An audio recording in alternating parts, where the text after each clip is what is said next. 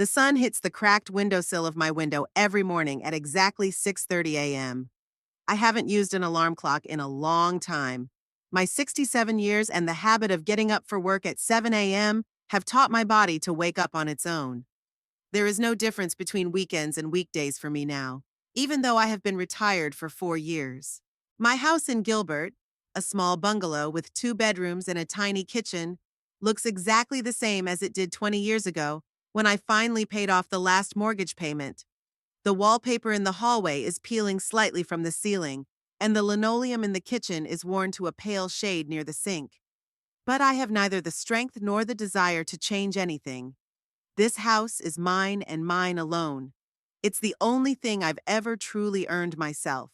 My name is Miriam Hardesty, and my story is not particularly different from that of many women of my generation. Except for one thing. I believed for too long that sacrifices for my children would be repaid with their gratitude. I pour myself a cup of coffee, the only small pleasure I allow myself each morning. Instant, of course. My pension isn't enough for real coffee. I sit down by the window and look out at the neighbor's yard, where Mrs. Donnelly is hanging her laundry. She's over 70, but she stubbornly refuses to use a dryer, saying that clothes smell better when they're aired out. Maybe she's right. There's a beep from the bedroom. Time to take my blood pressure pills. I set a reminder on the old phone Ethan gave me 3 years ago, when he bought himself a new model. Mom, this is enough for you. All you do is make calls and take pictures of the flowers in your garden. Ethan, my only son, my pride and my pain. I remember holding his tiny body in the maternity ward. It was 38 years ago, but I remember the feeling of happiness and fear as if it were yesterday. Neil stood next to me, smiling and saying that we had the most beautiful child in the world. Back then, we were still happy, a young family with big plans. Neil worked as a mechanic in a car repair shop, and I was a salesperson at a supermarket. We were barely making ends meet, but we were sure that everything would work out. We rented a house on the outskirts of Gilbert and dreamed of buying our own someday. I remember how Neil drew plans for a 2-story house with a porch and a swing for Ethan in the yard on napkins. Everything changed when Ethan turned 4. Neil started staying late at work, coming home late, smelling of alcohol. At first, I thought it was just a rough patch. Fatigue, stress. We all go through that. But one morning, I woke up to a note on the kitchen table. I'm sorry, I can't do this anymore. This isn't the life I dreamed of. That was it. No further explanation. He took his clothes, his tools, and $200 from our joint account. I was left alone with a 4-year-old child, rent, and electricity bills. Ethan would wander around the house asking, "Where's Daddy? When is he coming back?" I didn't know what to say. How could I explain to a little boy that his father had simply decided to leave because family life was too difficult and boring? The first few months were the hardest.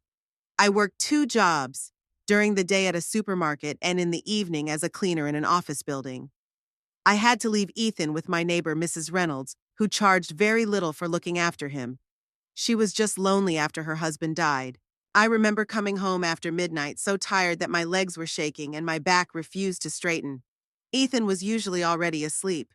I would sit next to his crib and look at his face in the dim light of the nightlight, the only thing that made it worth getting up every morning and continuing to fight. A year after Neil left, a letter arrived, the only one in all those years. He wrote from Oregon that he had found a job at a sawmill and that his life was getting back on track.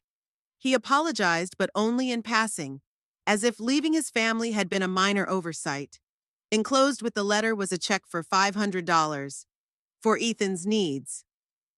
We never received any more money from him, or any more letters. I didn't file for child support. Pride wouldn't let me. I decided I could manage on my own, that we didn't need handouts from a man who could so easily write us out of his life. Maybe it was a mistake, but at the time, it seemed like any connection with Neil would be like an open wound that would never heal. When Ethan turned 7, I finally saved up enough for the down payment on this little house. It wasn't in the best condition and needed repairs, but it was our own place. I remember Ethan and I painting the walls of his room bright blue. He was obsessed with space at the time and wanted to be an astronaut. "Mom, is it true that you can see the Great Wall of China from space?" he would ask, diligently moving the paintbrush up and down. "Yes, sweetie. And when you fly there, be sure to wave to me and I'll look up at the sky and know that it's you up there among the stars. Ethan grew up to be a smart boy. His teachers praised him for his quick wit, especially in math. In middle school, he became interested in computers. It was the 90s, and the technology boom was just beginning. I didn't understand anything about these machines, but I could see his eyes light up when he talked about programming and the internet. On his 14th birthday, I bought him a used computer.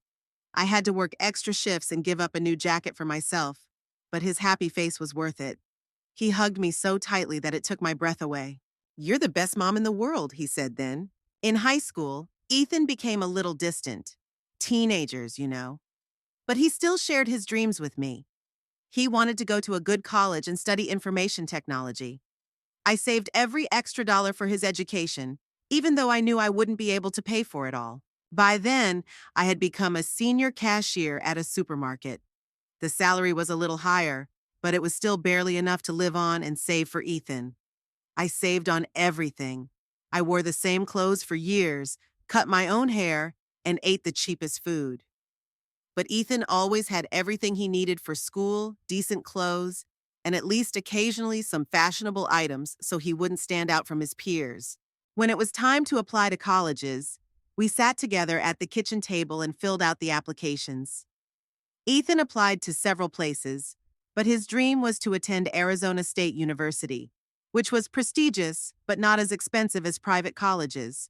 "Mom, I'll try to get a scholarship," he said. "Then you won't have to pay for everything." "Don't worry about it," I replied. "I'll manage. Your education is what matters most." Then the day came when the letter from the university arrived. Ethan opened the envelope with trembling hands, scanned the first few lines, and shouted, "I got in, and they gave me a partial scholarship." We danced around the kitchen like crazy, then sat down on the sofa and stared at the letter for a long time. My boy's ticket to a better future. "I'm so proud of you," I said, squeezing his hand. "You deserve this." "It's all thanks to you, Mom," he replied. "If it weren't for you, I would never have." He didn't finish his sentence, but he didn't need to. At that moment, I felt that all my sacrifices had not been in vain. My son would get an education. He would have a career, a life I could only dream of. We had a little celebration. We bought pizza and a bottle of champagne. I even let Ethan have a glass. It was such a special day after all. "To the future," he said, raising his glass. "To your future," I corrected him. That night, I couldn't sleep for a long time. I thought about how quickly those years had flown by. It seemed like only yesterday that I was holding a tiny bundle with newborn Ethan in my arms, and now he was almost a man, ready to go out into the big world. Getting him ready for college was both joyful and a little sad. We went shopping together, buying everything he needed for the dorm: bedding, a desk lamp, a new laptop. We had to take out a small loan for the laptop, but I knew that in today's world, you can't get anywhere without a computer. "Are you sure you can manage on your own?" Ethan asked, watching me calculate the expenses in a worn notebook. "Of course, dear. Don't worry about me," I smiled. "You should focus on your studies." The day I drove him to campus was one of the hardest days of my life. We loaded all his belongings into my old Toyota, which made strange noises every time I turned a corner, and headed for Tempe, where the university was located. The dormitory was buzzing like a beehive, with hundreds of parents and students rushing around with boxes and suitcases. Ethan's room was small but cozy. His roommate wasn't there yet, so we quickly unpacked his things, made his bed, and arranged his books on the shelf. "That's it," I said, looking around the room. "This is your home for the next 4 years." Ethan nodded, suddenly serious. "I'll call every weekend," he promised. "Don't worry about it," I replied. "Call when you can. You'll be busy and making new friends." We hugged goodbye, and I felt him squeeze me tighter for a moment, as if he were a little boy again, afraid of being without his mom. But then he straightened up, smiled, and said, "Everything will be fine, Mom. I won't let you down." Driving home in the empty car, I cried. For the first time in 18 years, I was truly alone. The house greeted me with an oppressive silence. I went into Ethan's room, sat down on his bed, and stared for a long time at the posters of spaceships that he had never taken down, even though he had long outgrown his fascination with astronomy. During his first semester, Ethan did call every weekend. He talked about his studies, his new friends, his teachers.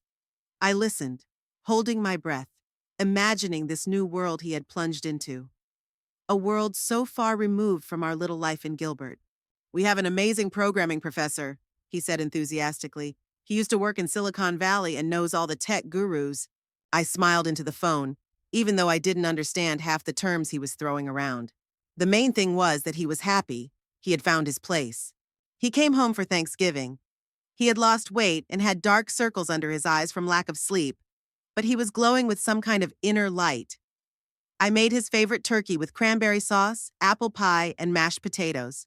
"God, I missed your cooking," he moaned, helping himself to seconds. "The food in the cafeteria is tasteless." We sat up late, talking about everything under the sun.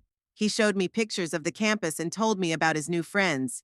Alex, the son of some banker, and Travis, whose father owned a construction company. "Did you find a girlfriend?" I teased him. Ethan blushed slightly. "Not yet, but there are so many pretty girls there. Right now, school is the most important thing." I was proud of him, my serious, determined boy. During the 2 days he was home, I noticed some small changes. A new haircut, more expensive clothes than the ones we bought together, different manners. He was watching his language, using less slang, standing up straighter. "You've changed," I remarked as we washed the dishes after dinner. "Really?" He frowned slightly. "In what way?" "You've grown up," I replied. "That's good. College is good for you." When it was time to go back to college, he hugged me and said, "Thanks for everything, Mom. I I know how hard it's been for you all these years." I wiped away a tear. "You're worth every minute, Ethan. Every minute." Maybe that was when I should have noticed the first signs. How quickly my son was becoming part of a world I could never belong to. A world where people judge each other by the brand of clothes they wear, the type of car they drive, and the size of their bank account. But I only saw what I wanted to see, my boy getting a chance at a better life. By the end of his freshman year, Ethan's calls became less frequent. First every 2 weeks, then once a month. I told myself it was normal. He was busy with school, new friends, being young. I didn't want to be a pushy mother who demanded attention every day. Still, every night I glanced at my phone, hoping to see his name on the screen. He didn't come home for the summer. He got an internship at some tech company in Phoenix. "A good opportunity," he explained on the phone. The pay was low, but the experience was invaluable, and he could make useful connections. I was disappointed, but I tried not to show it. "Of course, honey, that's wonderful. We can see each other on the weekends. Phoenix isn't far away." "Actually, Mom," Ethan's voice sounded a little guilty, "I'm going to be living in an apartment with some guys from college. We have a whole group of interns there, and on weekends there are usually company events. Networking, you know?" I didn't really understand what networking meant, but I nodded into the phone. "Yes, of course, work hard. I'll be right here." That spring, I got sick. Just the flu, nothing serious, but I had a fever for almost a week. My neighbor, Mrs. Donnelly, brought me chicken soup and checked to see if I needed anything. I didn't call Ethan. I didn't want to bother him during exams. When he finally called and found out I was sick, he was upset. "Mom, why didn't you tell me? I would have come." "And Miss Class? No way, it's just the flu. I'm fine." "Promise me you'll tell me next time something happens." "I promise," I lied. We both knew I wouldn't call. On one of his rare visits home during his second year of college, Ethan brought a friend with him, Alex Montgomery, the banker's son. He was a tall, fit guy with a perfect haircut and a watch that I was sure cost more than my monthly salary. "It's very nice to meet you, Mrs. Hardesty," he said with the impeccable politeness of someone raised in a wealthy family. "Ethan has told me so much about you." I bustled about preparing dinner. The house suddenly seemed particularly small and shabby, the furniture old and worn. I saw Ethan discreetly glance around the room with his friend's eyes, and I felt embarrassed by the cracked paint on the windowsills and the worn carpet in the living room. Over dinner, Alex talked about his family. His father manages an investment fund, his mother is involved in charity work, and his younger sister attends a private boarding school. Every year they travel to Europe for Christmas, and they have a house on a lake where they spend their summer weekends. "This year my dad bought a new yacht," he said, serving himself some salad. "It's small, only 12 meters, but very maneuverable." I nodded and smiled, feeling as if I were watching a movie about a completely foreign life. Ethan was unusually quiet. I noticed how he averted his eyes when Alex asked about our family. "What does your husband do, Mrs. Hardesty?" Alex asked. There was an awkward pause. My parents are divorced, Ethan quickly interjected. My dad lives in Oregon. He's in the forestry industry. Technically, it wasn't a lie, but the wording made me cringe inwardly. In the forestry industry sounded like Neil was at least a manager, not a simple worker at a sawmill. And you, Mrs. Hardesty? Alex turned to me with polite interest. I work at Food Mart, I replied bluntly. Senior cashier. Oh, was all Alex said, but that sound contained a whole range of emotions, the main one being polite disappointment. After dinner, while I was washing the dishes and the boys were sitting in Ethan's room, I heard their muffled conversation through the thin wall. Dude, why didn't you ever tell me that you guys, you know? Alex's voice sounded surprised. We what? Ethan's voice sounded tense. Well, not rich, Alex finished awkwardly. I thought your dad was some kind of forest manager or something. I never said that, Ethan replied coldly. You made that up. Hey, it's cool, dude. I'm not a snob or anything. I was just surprised. You always seem so like one of us, you know? There was a pause, and I froze with my plate in my hands. Let's not talk about this, okay? Ethan finally said. My mom worked hard so I could go to school. She's a good person. Of course, Alex agreed quickly. She's great, seriously, and dinner was delicious. I continued washing the dishes, but something inside me tightened. Like he's out of our circle. My son had learned to mask himself to fit into a world where money and connections meant more than honesty and hard work. They left the next morning. Ethan had some important student club meeting. As he said goodbye, Alex was impeccably polite again. Thank you for your hospitality, Mrs. Hardesty. It was very nice to meet you. Ethan hugged me quickly and somewhat formally. Bye, Mom. I'll call you this week. He didn't call that week or the next. By his junior year, Ethan had almost stopped coming home. Even on holidays, he often stayed on campus or went to visit friends. On Thanksgiving, he called and said he had been invited to Travis's parents' country house. I'm sorry, Mom, but it's a good opportunity. His father can help me with a job after graduation. I swallowed my disappointment and assured him that I understood. That evening, for the first time in many years, I spent Thanksgiving alone, with a small discounted turkey from the supermarket and a glass of cheap wine. When Ethan finally showed up, he seemed like a guest in our house. He was constantly on his phone, always in a hurry, always thinking about something else. His clothes had changed. He now wore expensive shirts, a watch similar to Alex's, and real leather shoes. I didn't ask where he got the money for all this. I was afraid to hear that he had gotten into debt, or worse, that one of his rich friends was buying him these things out of pity. For his senior year, Ethan moved out of the dorms and into an apartment he shared with Alex and two other guys. He sent me pictures, a spacious living room with a huge TV, a modern kitchen, a view of the park from the window. I looked at those pictures and couldn't imagine my son in a place like that. It was then, in his senior year, that he met Audrey Ravenwood. I found out about her by accident during one of our rare phone calls. How are you, sweetie? Getting ready for exams? Yeah, everything's fine. Listen, Mom, I was thinking, maybe you could come to Tempe for the weekend. There's someone I want you to meet. It was so unexpected that I didn't even know how to respond. Of course, I'd love to. Who is she? Her name is Audrey. We've been dating for a few months. A few months? I couldn't hide my surprise. And you didn't tell me? I wanted to make sure it was serious before I told you, he said, his voice a mixture of embarrassment and pride. She's amazing, Mom. She's studying business, specializing in marketing. Her father owns a chain of hotels. He said the last sentence as if it were an afterthought, but I caught a special emphasis in his voice. It was as if he were saying, look what a catch I've got. I arrived in Tempe the following Saturday. Ethan suggested we meet at a restaurant, not at their apartment, not at my place, but somewhere neutral. I put on my best suit, a dark blue one I had bought 5 years ago for a job interview for a senior cashier position. It was a little out of style, but it was neat and clean. The restaurant was much more expensive than I had expected. The pretentious interior, waiters in white gloves, and a menu without prices were sure signs that if you had to ask about the prices, you couldn't afford it. I nervously fiddled with my purse, feeling completely out of place. Ethan and Audrey were 20 minutes late. I sat at the table, declining the waiter's offers of an aperitif, feeling increasingly out of place. Finally, they appeared. Ethan looked even more fit and stylish than I remembered, and next to him was her, a tall, slender girl with dark honey-colored hair styled in an elegant hairdo. and eyes the color of whiskey. She was wearing a simple black dress that I was sure cost as much as all my clothes put together. Mom! Ethan leaned down and kissed me on the cheek. He smelled of expensive cologne. Sorry I'm late. Audrey had a meeting with her father. It's okay, I smiled. I just got here. It was a lie. I had been sitting there for almost half an hour, but I didn't want to start the meeting with reproaches. Mrs. Hardesty, it's very nice to meet you. Audrey held out her hand to shake mine. Her palm was soft and cool, her nails perfectly manicured.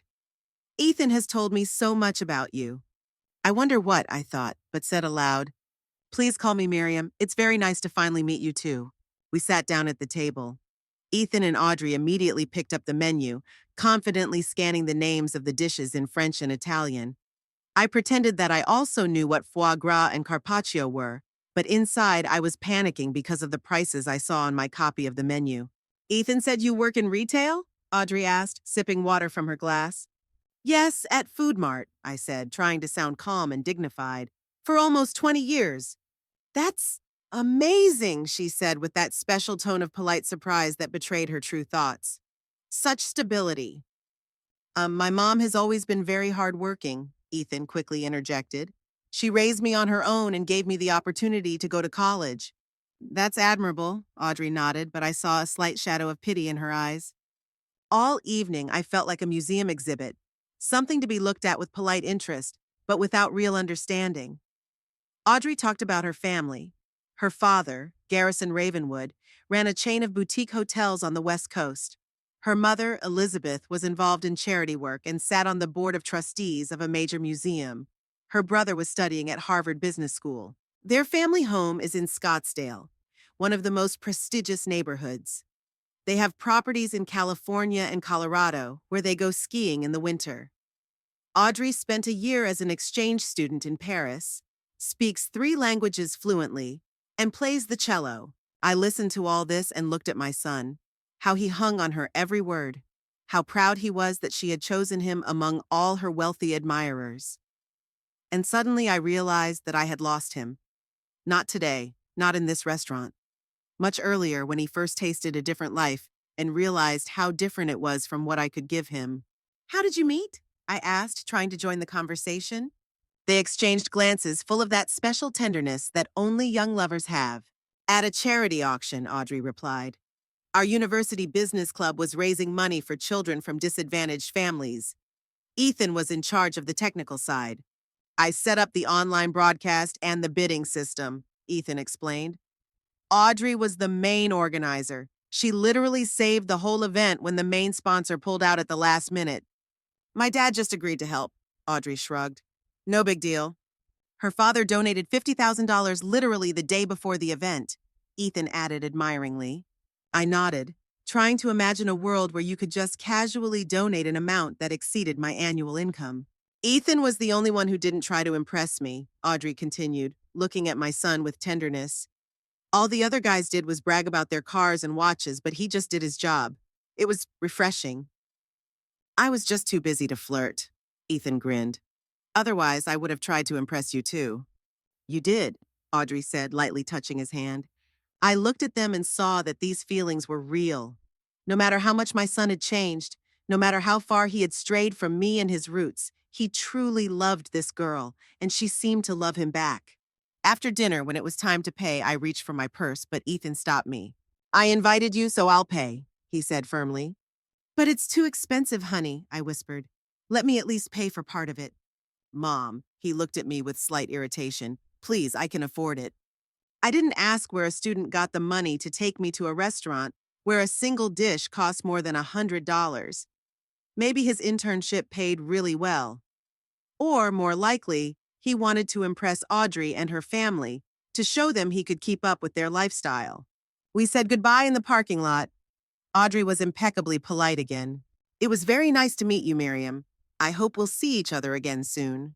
Ethan hugged me, but awkwardly, as if afraid of wrinkling his expensive suit. Bye, Mom. Take care. I'll call you during the week. They drove away in a shiny new silver Audi.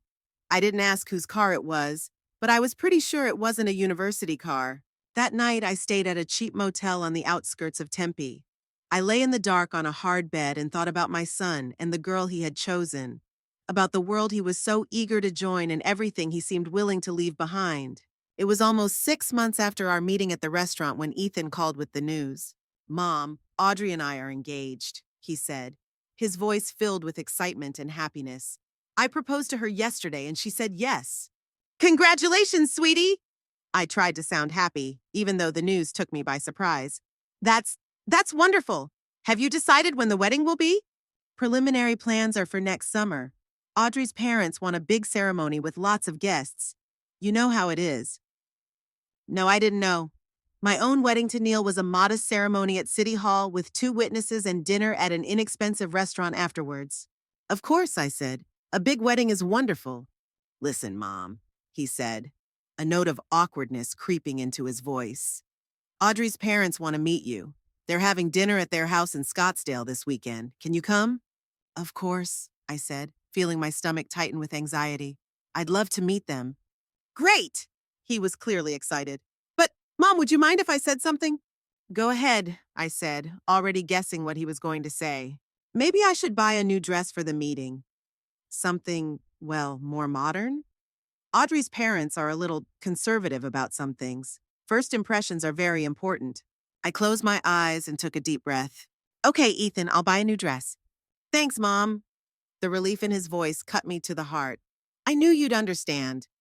I spent almost half my monthly salary on a dark green sheath dress that, according to the sales assistant, looked elegant and modern. I bought new shoes and a matching handbag and had my hair done at a salon, things I would never normally spend money on. The Ravenwood home in Scottsdale was exactly as I had imagined it. A huge modern building behind a high fence, with a perfect lawn and palm trees lining the driveway. I took a taxi, not wanting to embarrass Ethan with my old Toyota. The door was opened by a real butler, an elderly man in a formal suit, who showed me into a spacious living room with floor-to-ceiling windows. The room was tastefully furnished with light-colored furniture, abstract paintings on the walls, and fresh flowers in tall vases. Ethan and Audrey were already there, along with her parents. Garrison Ravenwood was a tall man with graying temples and an authoritative gaze. Elizabeth Ravenwood looked like a more mature version of Audrey. The same elegance, the same honey-colored hair, only with skillfully concealed gray strands. "Mrs. Hardesty," Garrison stepped forward, extending his hand. "I'm glad to finally meet Ethan's mother." "Please call me Miriam." I shook his hand, trying to keep my voice steady. "Miriam," Elizabeth approached with a polite smile. "Welcome to our home. Ethan has told us so many wonderful things about you." I glanced quickly at my son, who was standing next to Audrey, looking slightly tense. He nodded to me almost imperceptibly, as if to encourage me. The entire evening proceeded as if it were scripted for a social gathering. An impeccable 5-course dinner prepared by the Ravenwood's personal chef. Conversations about travel, art, politics, and business. Topics I could only participate in superficially, nodding and offering one-word comments. "Ethan told me you raised him on your own," Elizabeth remarked as dessert was served. "That must have been difficult." "Everyone has their difficulties," I replied evasively. "I did the best I could." "And you did a wonderful job," Garrison interjected. "Ethan is an exceptionally talented young man. We are very happy that he will be part of our family." I noticed Ethan straighten up when he heard the praise. It was as if this man's approval meant more to him than all my years of support and love. After dinner, when we moved into the living room for coffee, Garrison brought up the wedding. "We're planning a ceremony at our country estate," he said. "About 300 guests, mostly business associates, family friends, a few celebrities." 300? I couldn't hide my surprise. "It will be an important social event," Elizabeth explained. "Garrison uses these kinds of events for business purposes. It's normal practice in our circle." In our circle. The phrase sounded like a reminder that I didn't belong to that circle and never would. "Of course," I nodded. "That sounds impressive." "Mom," Ethan interrupted, "we wanted to ask." In short, Garrison offered to pay for all the wedding expenses. "That's very generous of you," I said, looking at Audrey's father. "Don't mention it." He waved it off. "This is an important event for us, and we want everything to be organized to the highest standard." I understood what was behind the offer.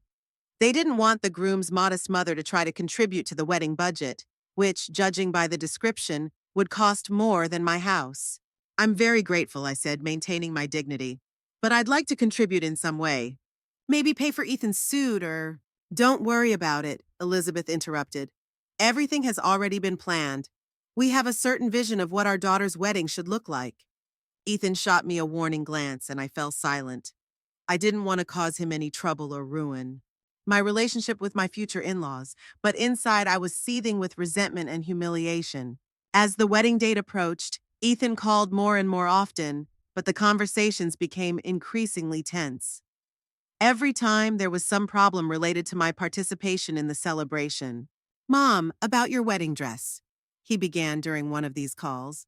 Audrey's parents hired a stylist for the whole family. He'll pick out outfits so everyone will look good in the photos. I already bought a dress, Ethan, I replied. A dark blue one, very elegant. I think it's perfect. You see, there's a specific color scheme. His voice sounded guilty. Maybe you could let the stylist take a look at your dress? Or maybe try on something he suggests? I closed my eyes and counted to 10 to calm down. Okay, Ethan, if it's that important, I'll meet with the stylist. The stylist turned out to be a young man with perfectly styled hair and a critical gaze. He looked at my new dress and politely but firmly explained that it was not in line with the concept of the event. Instead, he suggested a pale lilac ensemble that he said would better accentuate my figure and harmonize with the overall color scheme of the wedding. I agreed, swallowing my pride. After all, it was Ethan and Audrey's day, not mine. Then came the question of hair and makeup. Mom, on the wedding day, all the women in the family will be gathering at the estate in the morning, Ethan explained. There will be stylists, makeup artists. You need to come early, too. I could do my hair and makeup at Gilbert's, I offered. It's a salon near my house. Audrey's parents insist that everyone get ready together. It's part of the tradition, you know? Group photos of the preparations and all that. I gave in again, even though the prospect of spending my wedding morning in the company of Elizabeth Ravenwood and her socialite friends filled me with dread. A month before the wedding, a new problem arose. Ethan called, and I could tell from his voice that it was going to be an unpleasant conversation. Mom, remember you said you wanted to give a toast at the wedding? Yes, of course, I said, already starting to prepare a short speech, gathering touching moments from Ethan's childhood. Well, Audrey's parents have put together the program for the ceremony, and all the speeches have been assigned. He paused. Garrison will speak on behalf of the bride's parents, and then, well, they left a spot for my father to give a toast. I froze, unable to believe my ears. From your father? Ethan, your father hasn't been in your life for 34 years. He doesn't even know you're getting married. Actually, Ethan spoke almost in a whisper. I found him on the internet. We've been emailing each other. This revelation hit me harder than I could have imagined. All those years alone, all the sacrifices, all the struggle. And Ethan just found his father on the internet without even telling me? So is he coming to the wedding? My voice was shaking. He's not sure he can come in person, Ethan replied quickly. But he promised to send a letter or a video message. Audrey's parents think it would be symbolic if my father spoke on behalf of my family, you know? Like a reunion and all that. What about me? I asked quietly. What role do I play in this reunion? Mom, please don't make this difficult, he said, his voice tinged with irritation. You'll still be sitting at the head table. You just won't have to give a speech. There are already too many speeches planned. I was silent for so long that Ethan grew nervous. Mom, are you there? Yes, Ethan, I'm here, I finally replied. If you and your future relatives think it's best, I won't insist on giving a speech. Thanks, Mom. The relief in his voice was almost palpable. I knew you'd understand. You always do. After that conversation, I cried all night. Not because of the canceled toast, but because my son, to whom I had given my entire life, had so easily written me out of the most important moment of his life to please people he had known for less than 2 years. The next blow came when I received an invitation to the rehearsal dinner a week before the wedding. Ethan called, clearly embarrassed. Mom, about the rehearsal dinner. It's going to be a very small gathering. Just the closest family and the people in the ceremony. I understand, I said, already guessing where he was going with this. Audrey's parents booked a private room at the Azure Coast, a very prestigious restaurant. Her parents will be there, her brother and his wife, 2 of the bride's friends and their husbands, my best man, Alex. And I won't be there, I finished for him. It's not you, he quickly assured me. It's just that the Ravenwoods are very particular about these things. There will be business details to discuss, connections. You see, it's not just a family dinner. I understand, Ethan, I said wearily. I won't fit in with your crowd. Mom, don't say that! His voice sounded indignant, as if I had said something indecent. There's just a certain protocol. I can't explain to Audrey's parents that your mother is just a supermarket cashier. I finished for him. Don't worry, Ethan. I won't impose myself on you. Mom! He sounded upset. It's okay, I interrupted him. Really, I understand. But I didn't understand. I didn't understand how my son, my boy, could so easily push me aside to please people who valued status over human relationships. 2 weeks before the wedding, I received an email from the wedding planner with a detailed schedule of the day, telling me when and where I needed to be. My participation was reduced to a minimum: arrive in the morning to help with preparations, sit at the head table during the reception, and pose for a few official photos. Even the traditional mother-son dance was not included in the program. Instead, there was a special dance for the groom with the bride's family. I printed out the plan and placed it on the kitchen table, looking at it over and over again, as if trying to find a place for myself in it. But the more I looked, the clearer it became. To Ethan and his new family, I was an inconvenient reminder of a past that was best left hidden. The wedding day was clear and warm. The June sun bathed the Ravenwood estate in golden light, making the crystal glasses and silverware set on long tables under snow-white tents sparkle. I sat in the front row during the ceremony, watching my son take his vows to the woman who would now be the most important person in his life.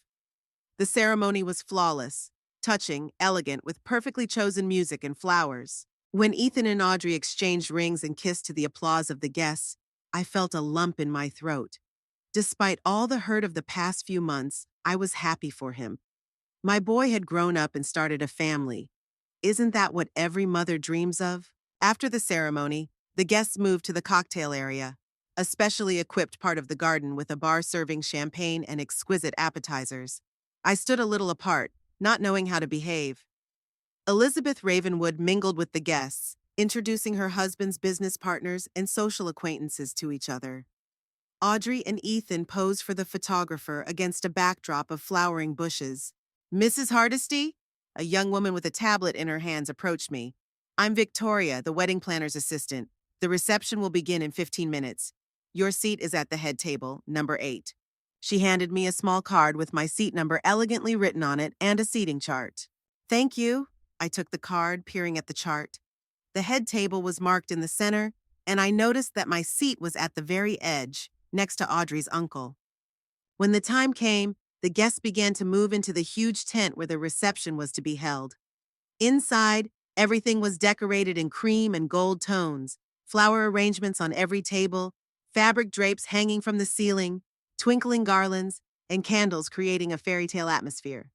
The centerpiece was a multi-tiered wedding cake almost as tall as a person. I found my seat and sat down, trying to look natural and relaxed. Next to me was a heavy-set man in his 60s, who introduced himself as Frederick, Garrison's brother. He was polite enough, asking a few general questions about how I knew the newlyweds, but quickly lost interest in me when he found out that I wasn't involved in the business or the social scene. Ethan and Audrey appeared in the tent to loud applause and took their places at the head table. They were beaming with happiness, holding hands and accepting congratulations. I looked at my son, so handsome in his formal suit, with his hair perfectly styled and the confident smile of a successful young man. How he had changed since he was a little boy who would run to me with scraped knees or proudly show me his first computer code. Dinner began. Each dish was a work of art, accompanied by the perfect wine and served with impeccable precision by dozens of waiters in white gloves. I tried to follow the example of the other guests, choosing the right cutlery and making small talk, but I felt increasingly out of place. After the main courses, when dessert was served, it was time for toasts and congratulations. The first to rise was Garrison Ravenwood, a tall, imposing man with silver temples and an authoritative gaze. He raised his glass and spoke in a deep, well-modulated voice. Ladies and gentlemen, friends, colleagues, family members, today is a special day for our family. The day our beautiful Audrey has joined her destiny with a wonderful young man, Ethan Hardesty. Garrison spoke about how proud he was of his daughter, what a wonderful couple she and Ethan would make, and how happy he was to welcome a new member to the Ravenwood family. His speech was polished, with just the right pauses for laughter and applause, clearly rehearsed many times. Ethan, Garrison turned to my son, when you first came to our house, I immediately saw in you what I value in people: ambition, determination, the desire to achieve more. You have proven yourself worthy of my daughter, and I am proud to welcome you into our family. Welcome, son. The word son coming from his mouth made me flinch. Ethan, my Ethan, beamed with pride at these words of recognition, as if he had been waiting for them his entire life. After Garrison, Elizabeth spoke, followed by the bridesmaids and the best man, Alex.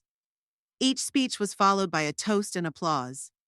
I sat there, smiling politely and raising my glass when required, but inside me there was a strange feeling that what was happening was unreal. It was as if I was watching a movie about someone else's life, in which my son had somehow found himself. And then it was finally Ethan's turn. He stood up, slightly nervous but with a confident smile.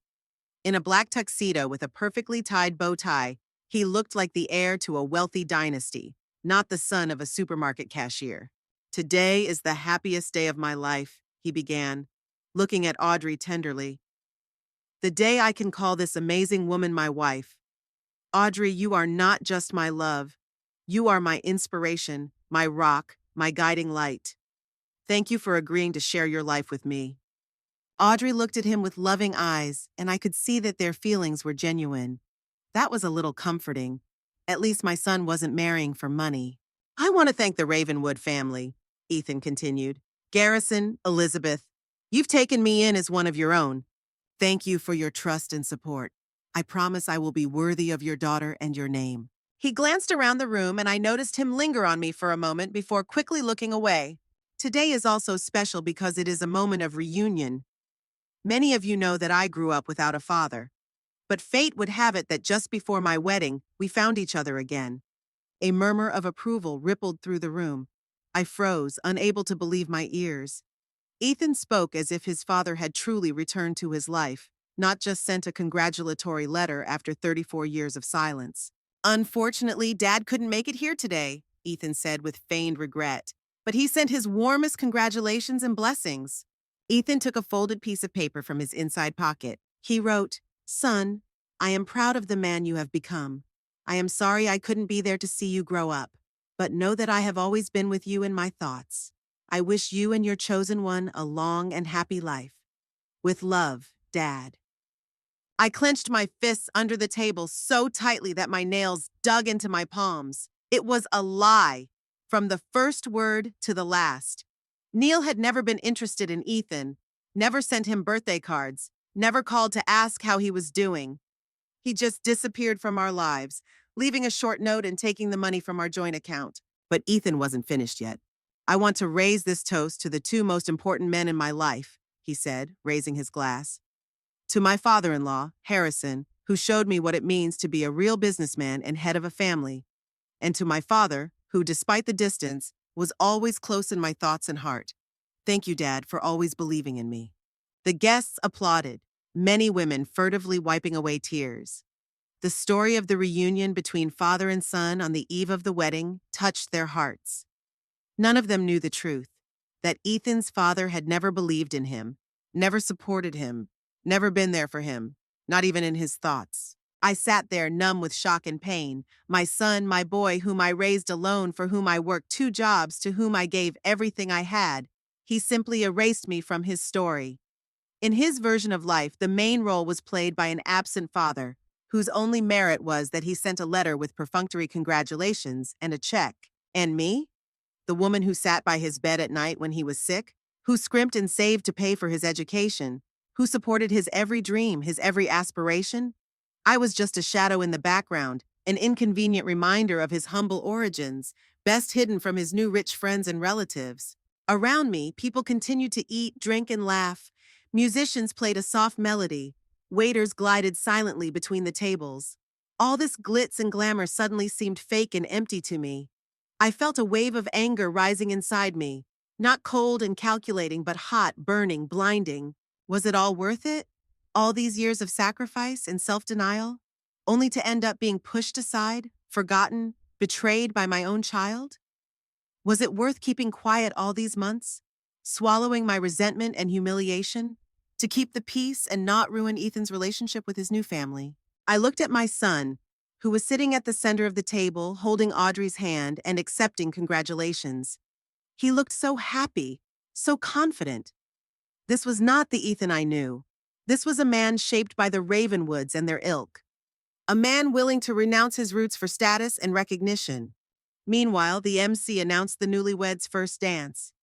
Ethan and Audrey stepped into the center of the tent, and a slow, romantic melody began to play.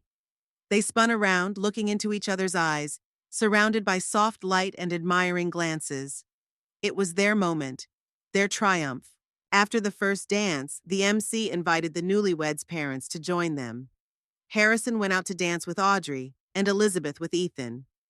I remained seated at the table, feeling the curious glances of the guests, who must have been wondering who this lonely woman in a pale purple dress was. "And now," announced the MC after the dance, "a special surprise from the bride's parents." An image appeared on the big screen at the back of the tent. It was a slideshow of photos of Audrey from childhood to the present, professionally edited to music. Audrey in a little dress on a swing, Audrey on a horse at summer camp, Audrey at her high school graduation, on the beach with her parents, at university, with friends. Then photos of Ethan appeared. But not the ones I had kept in my albums. These were pictures from his university life, with friends from wealthy families, on the Ravenwood yacht, at their country house. And finally, photos of Ethan and Audrey together, at charity events, traveling, at Ravenwood family dinners. It was as if my son's life had only begun when he entered university, and everything before that simply did not exist.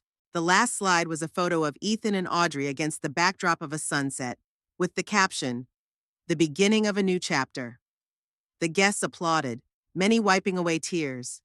It was really beautiful, if you forgot that the first 18 years of Ethan's life had been cut out of the story. When the presentation ended, dancing began for all the guests. Most of them immediately took to the dance floor, but I remained seated at the table, not knowing what to do next. No one asked me to dance, no one came over to talk to me. I was a stranger here, a random guest at a celebration of someone else's life. I watched Ethan twirl around the dance floor with Elizabeth, shake hands with Garrison's business partners, and hold his own in this society as if he had been a part of it his entire life.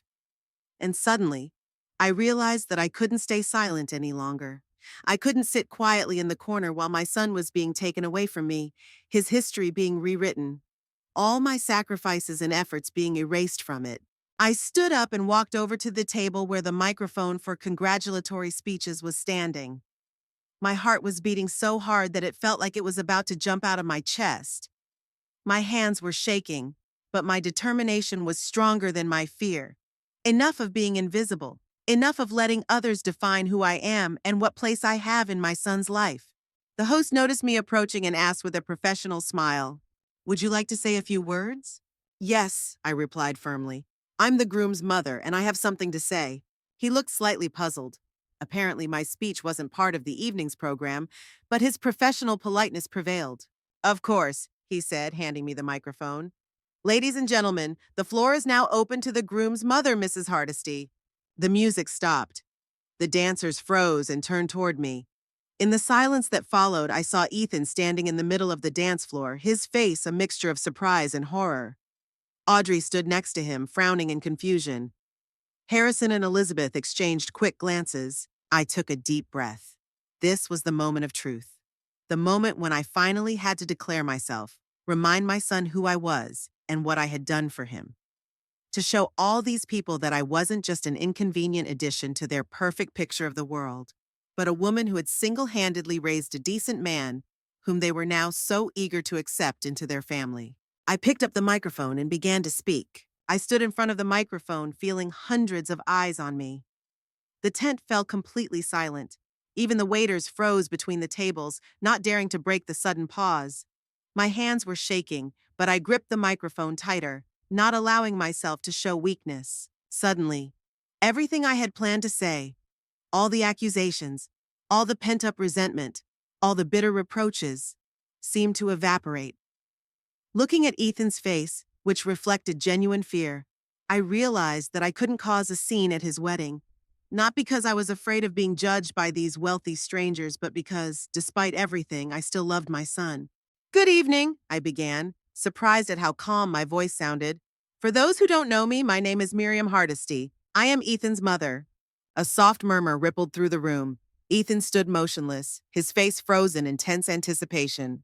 "I didn't plan to speak today," I continued. "But after listening to all these wonderful speeches and congratulations, I realized that I wanted to say a few words as well. After all, it's not every day your only son gets married." I paused, gathering my thoughts. Now that the initial shock had passed, the guests looked at me with polite interest, some with slight confusion. Elizabeth Ravenwood sat with a tense smile, and Garrison watched intently, as if assessing a potential threat. "I won't speak for long," I said, looking directly at Ethan. "I just want to tell you a little about my son, about the boy I know better than anyone else in this room." I took an old envelope out of my purse, the only letter Neil had ever written to me, which I had kept all these years not out of sentimentality, but as a reminder of what Ethan and I had been through. When Ethan was 4 years old, his father left us. He just left a note on the kitchen table and disappeared. For a whole year, we didn't know if he was alive, where he was, or what had happened to him. And then this letter arrived. I unfolded the yellowed sheet of paper, but didn't read it all. He wrote that he had found a job at a lumber mill in Oregon, that his life was getting back on track. He sent a check for $500, and we never heard from him again. No birthday calls, no Christmas cards, no support, financial or emotional. I looked at Ethan. He stood with his head down, avoiding my gaze. "But that's not what I wanted to tell you. I wanted to talk about us, Ethan, about how we got through things together. Remember when you got scarlet fever in first grade? I took 2 weeks of unpaid leave to stay home with you. We read your favorite books about space, and you swore you were going to be an astronaut." A soft smile swept through the room. Some women nodded, exchanging knowing glances. "Remember our first apartment?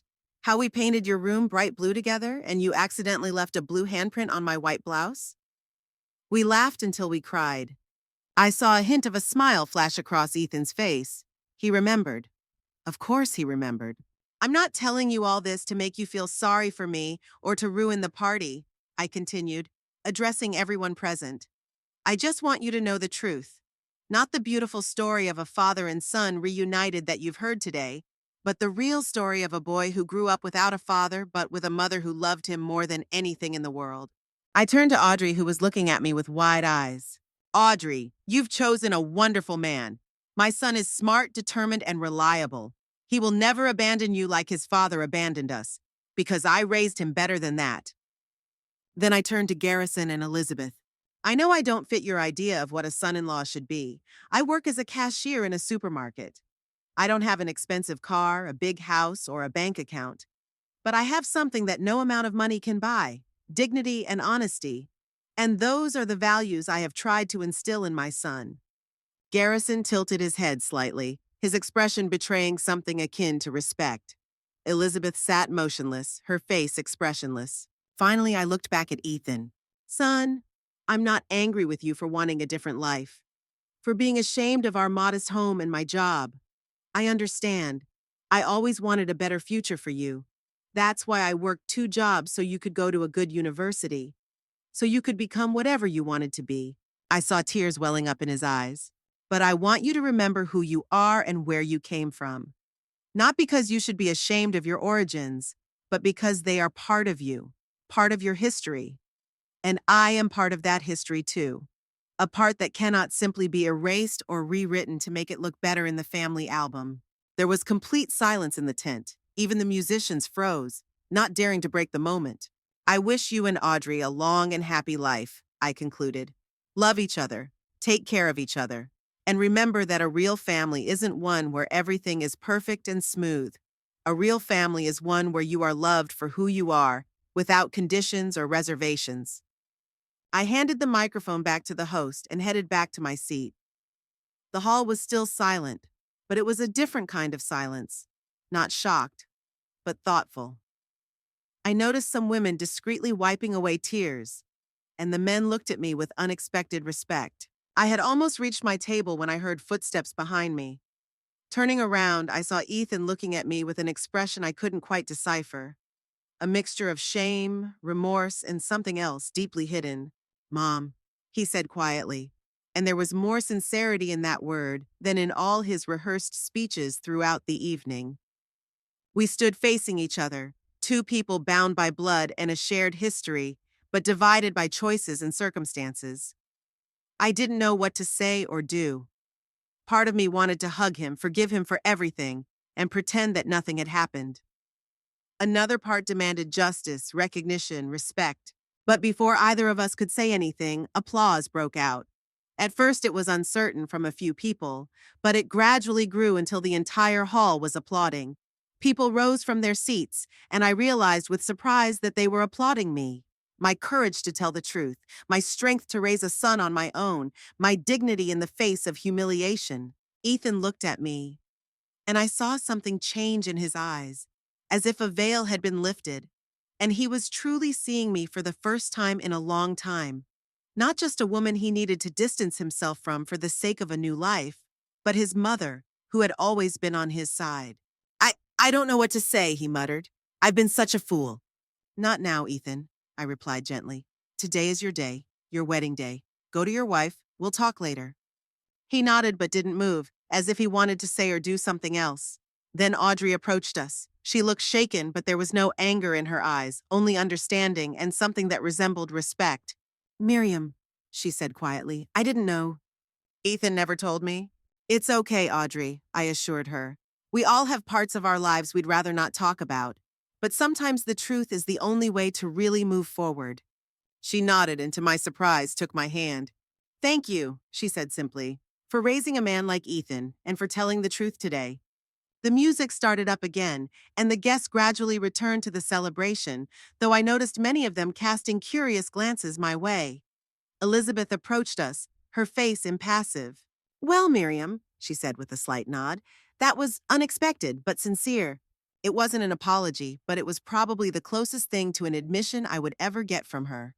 "I think we should get to know each other better," she added. "We are family now after all." The word family sounded strange coming from her, almost ironic, but I nodded. "Yes, Elizabeth, I suppose so."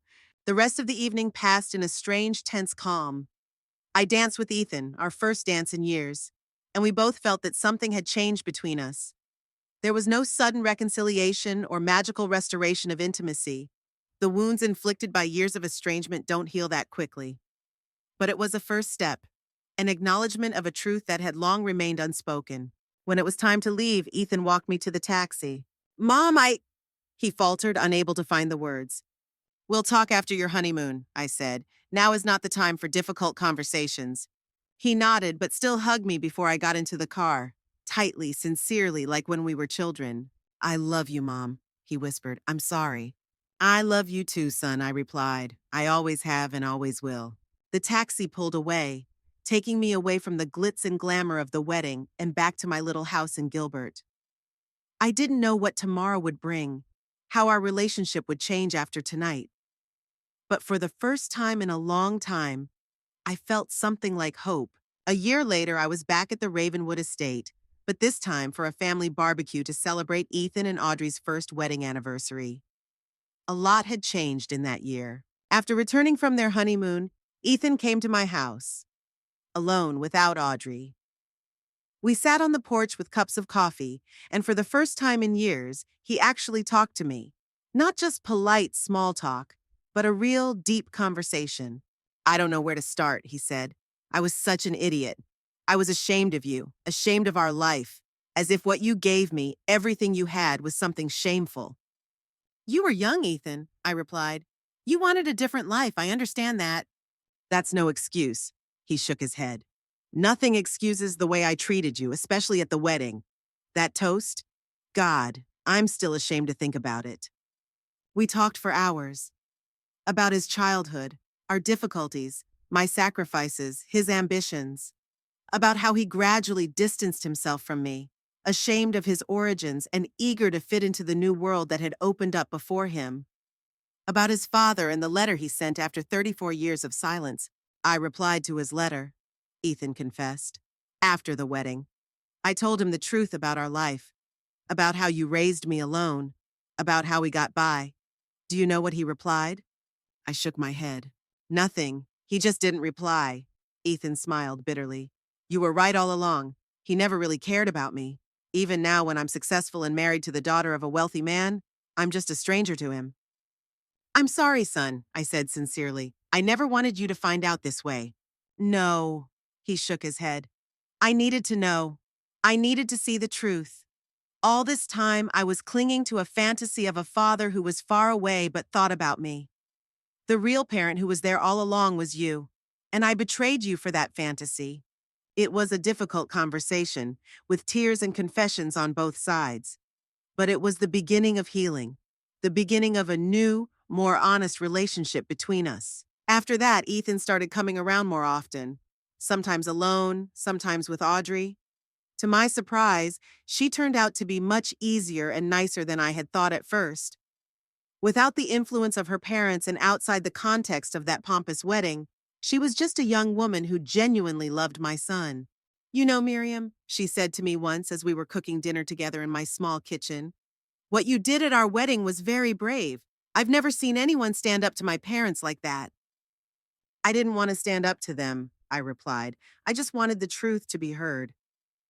And you were right, she nodded. My parents, they've always been obsessed with appearances, the perfect family, the perfect relationship, the perfect life. But in the pursuit of perfection, something important gets lost, something real. She paused, cutting vegetables. I'm glad Ethan has you, she added. Someone who loves him just for who he is, not for who he could be or what he could give. My relationship with the Ravenwoods remained complicated.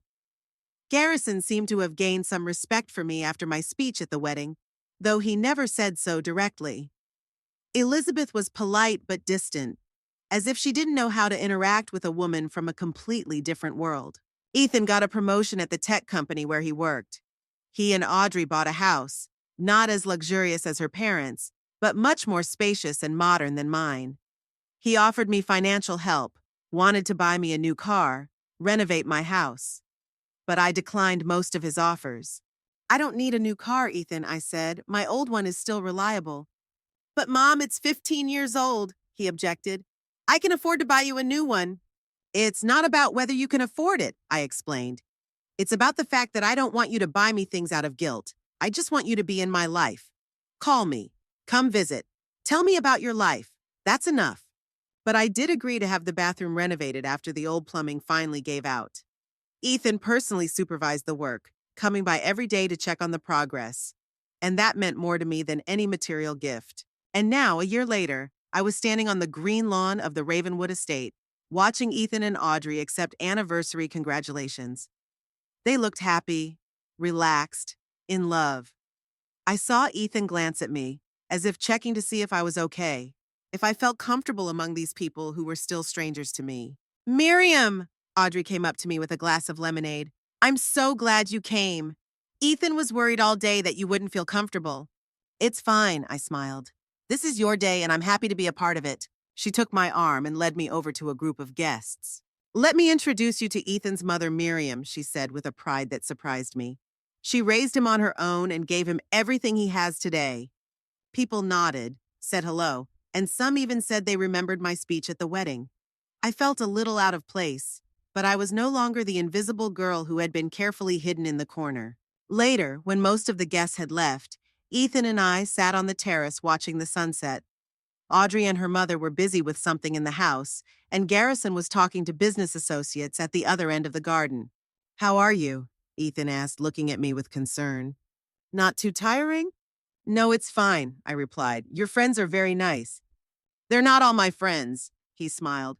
Most of them are Garrison's business contacts. You know how he likes to combine family events with business. We were silent, watching the sun slowly sink below the horizon, painting the sky shades of pink and gold.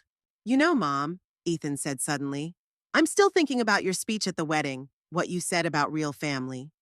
I looked at him questioningly. You said that a real family is one where you are loved for who you are, without conditions or reservations, he continued. I'm just now beginning to truly understand what you meant. He took my hand and his fingers were warm and steady.